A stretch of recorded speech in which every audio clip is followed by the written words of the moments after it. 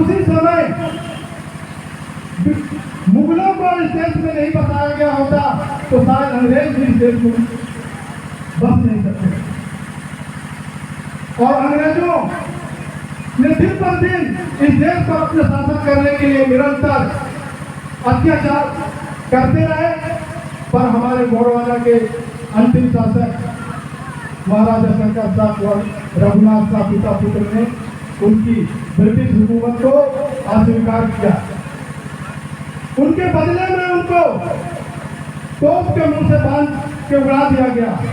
अगर चाहते तो महाराजा शंकर साहब और उनके पुत्र ब्रिटिश हुकूमत के पेंशन पर अपनी रियासत किसी भी तरह आजीविका चला सकते थे, पर वो राजा थे, राजा कुल पे पैदा हुए थे, वो अपने को मौत के मुंह पर समा गए, पर उसके हुकूमत को स्वीकार नहीं किया। आप इतिहास में देखेंगे जिस तरह राजा शाह और रघुनाथ शाह को तोप से उड़ाया गया, अन्य क्रांतिकारी थे जिनको काला पानी का कारावास हुआ, मृत्यु दंड में उनको फांसी की सजा दी गई, नाना प्रकार के अपमान दिए गए, पर जिस प्रकार इनको तोप के मुंह से उड़ाया गया था, ये इतिहास में पहली बार हुआ था कि एक पिता और पुत्र को उसके सृजा के सामने, उसके परिवारजनों के सामने तोप से उड़ाया गया।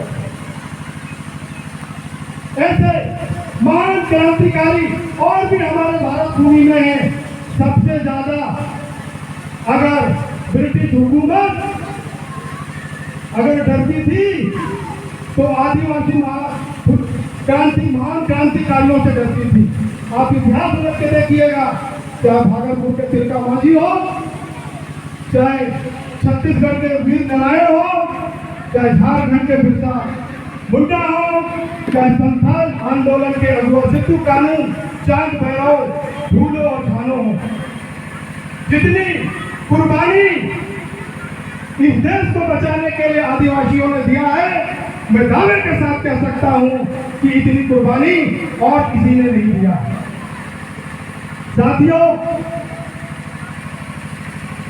अभी दादा पैगाम जी कह रहे थे कि नशाखोरी, मैं निरंतर हर बात समय जब भी मुझे इस तरह के मंच मिलते हैं तो दादा ने जो समस्या बताया शराबखोरी का, वो शराबखोरी की समस्या केवल आपके केवल इस तरह की नहीं, ये मेरे डिस्ट्रिक्ट में भी होता है और भी देश के अन्य राज्यों में होता है। तो मैं अपने समाज से कहना चाहता हूँ, क्या कोई आपको शराब जबरदस्ती पिलाता है?